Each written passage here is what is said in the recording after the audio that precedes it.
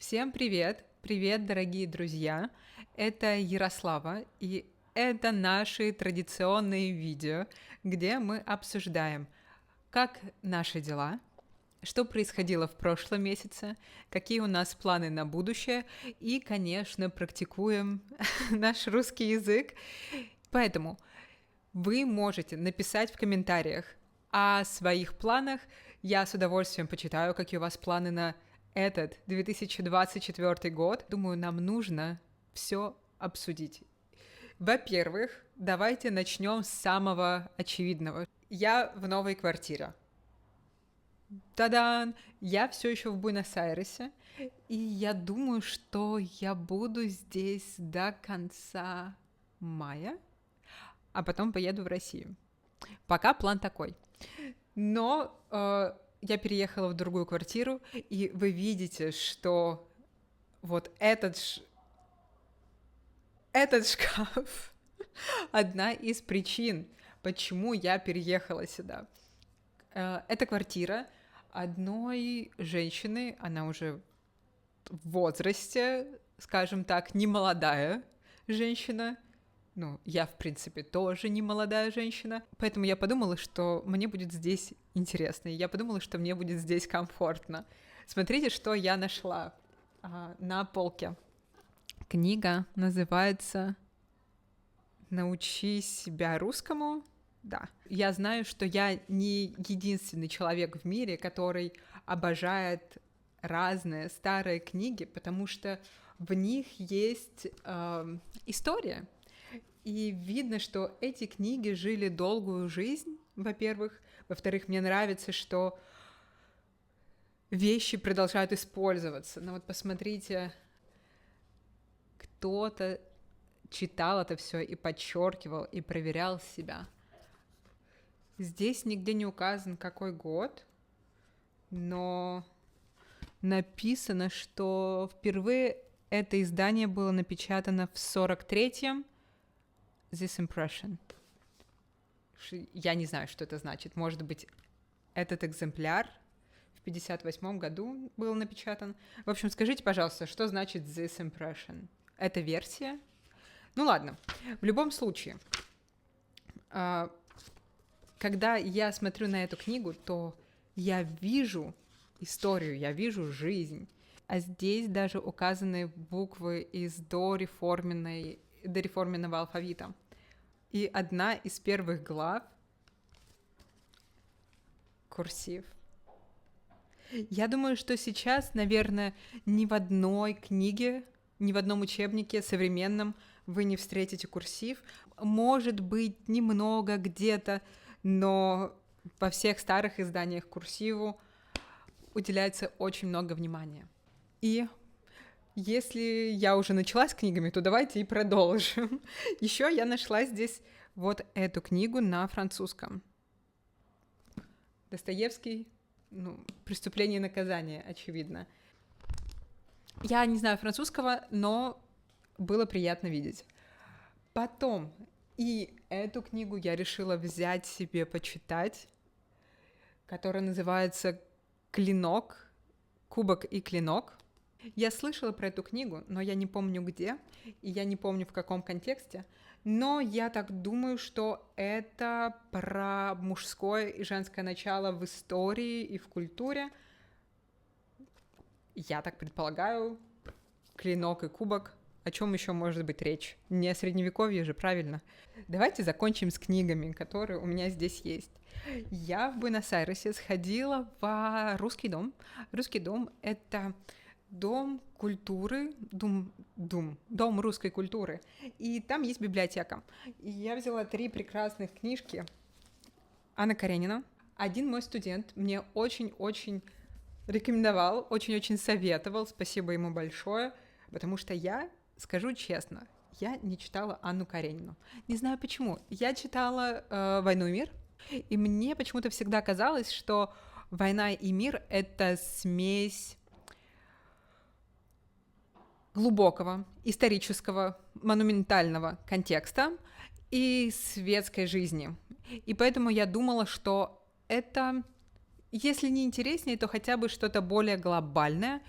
И я думаю, что в России в целом «Война и мир» более популярна, я бы так сказала, чем Анна Каренина. Хотя Анна Каренина, конечно, это тоже нельзя говорить, что это не популярная книга, но мне казалось, что это скорее любовный роман, который был написан классиком, поэтому не очень интересно было мне с этим познакомиться, но, видите, я уже повзрослела, и такие предрассудки откинула и решила почитать. Так, следующая книга — это Евгений Онегин, Александр Сергеевич Пушкин. Вот это классика, которую я просто обожаю, и которую я читала, наверное, может быть, раз 5 в своей жизни. И каждый раз, когда я читаю Евгения Онегина, я просто чувствую себя хорошо. Во-первых, это стихи. Во-вторых, Пушкин не такой депрессивный писатель, не такой депрессивный поэт, как многие другие русские писатели. Я думаю, что Евгений Онегин — это книга, которая описывает вообще Россию того периода полностью от начала до конца. Здесь есть все. При этом сам ритм стихотворений очень оптимистичный, жизнерадостный. Хотя для тех, кто изучает русский язык, конечно, не самый простой. Я вам просто прочитаю первые 4 строчки, а вы мне скажите, вообще поняли ли вы что-нибудь. «Мой дядя самых честных правил, когда ни в шутку занемог, он уважать себя заставил и лучше выдумать не мог. Его пример другим наука, но, боже мой, какая скука, с больным сидеть и день и ночь, не отходя ни шагу прочь». В общем, это было 8 строчек, но я вам советую найти даже на вашем родном языке. И третья книга «Защита Лужина», Набоков и шахматы. Что я не могла просто ее не взять. И все, обещаю, еще 3. Мое пополнение в коллекции испанских книжек на испанском языке «Матильда». У меня уже была книга «Чарли. Шоколадная фабрика». Если кто не слышал эту историю, то «Чарли. Шоколадная фабрика» была моя, наверное, самая любимая книга в детстве. Я ее настолько обожала, что я ее украла из библиотеки, потом вернула. Поэтому я не украла ее из библиотеки, правильно? Я просто ее взяла попользоваться. Вот.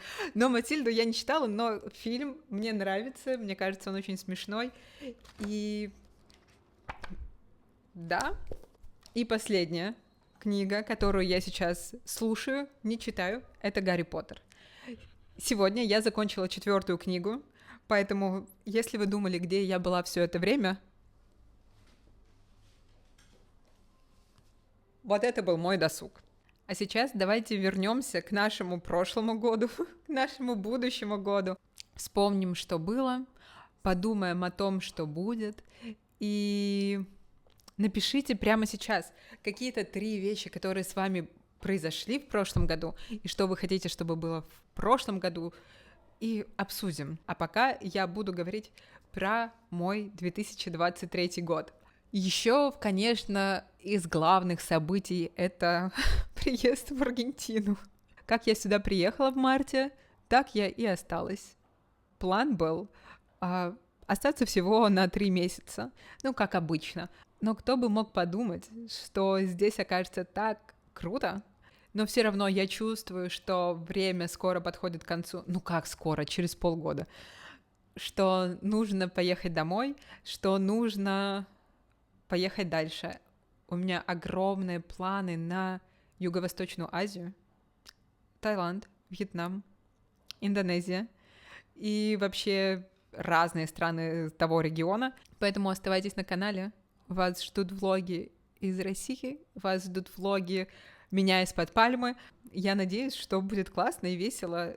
Вообще, я думаю, что прошлый год для меня лично был положительным, был оптимистичным. Очень много произошло хороших вещей, классных вещей. Ну, например, вас сейчас здесь больше 5000. В начале прошлого года, я думаю, было около 500 человек, а сейчас уже больше 5000. Я помню, что на мой день рождения в марте, как раз в день моего дня рождения, у меня было 1000 подписчиков. А сейчас уже 5000 вас здесь, и даже смотрят это видео. И для меня до сих пор это большой сюрприз, что кто-то вообще это смотрит, но вот мы здесь, и я рада всех вас видеть. И я думаю, что в следующем году нас будет еще больше, а это значит, что нам будет еще веселее. В прошлом году я много экспериментировала с разными форматами, пыталась понять, что и как, и мне так понравилось рассказывать вам про какие-то уникальные внутренние вещи. Я это называю такой российский контекст, чтобы, во-первых, лучше говорить по-русски, а во-вторых, чтобы лучше понимать и открывать для себя вот этот мир. Я знаю, что несколько месяцев после закрытия школы мне хотелось сделать какой-то другой проект. Я говорила это, что у меня есть идея, мне как-то хочется ее докрутить, чтобы было что-то интересное, прикольное, максимально полезное и что-то уникальное, чего я еще нигде не видела. И мне хотелось взять то, что мне нравилось и другим людям нравилось из школы, мне хотелось добавить что-то еще, убрать минусы, которые были в том проекте. И я думаю, что сейчас эта идея выкристаллизовалась, и можно начинать ее реализовывать. Ну, слава богу, слава богу. И раз я вспомнила про школу, которая была с мая по август, всем огромный привет, кто был в этой школе. И я знаю, что кто-то слушает сейчас. И я думаю, что это одно из событий, которые сделали мою жизнь в прошлом году гораздо ярче, которую я точно не забуду никогда, потому что это мой первый достаточно крупный проект, который я делала сама, абсолютно с нуля, своими руками, своими мозгами. И я очень рада, что за это время, с мая по август, я познакомилась с большим количеством людей. И я смогла с ними поговорить и увидеть. И еще очень важно, что через эту школу я поняла, какие именно форматы встреч мне нравится делать, а что не нравится делать, и что у меня получается лучше всего, в чем мои сильные стороны, в чем мои слабые стороны. Сейчас, когда я это все говорю, я понимаю, что мой прошлый год можно назвать годом проб и ошибок, потому что у меня было очень много экспериментов. Я не знала, как идти, я не знала, куда идти, я не знала, как идти. Я знала, что нужно что-то делать. Я знала, что мне хочется что-то делать. И я, как слепой котенок, пыталась куда-то идти и пыталась найти, нащупать, что работает. И кажется, что я нащупала что-то. Поэтому в следующем году, в 2024 году, будет, не менее интересно. И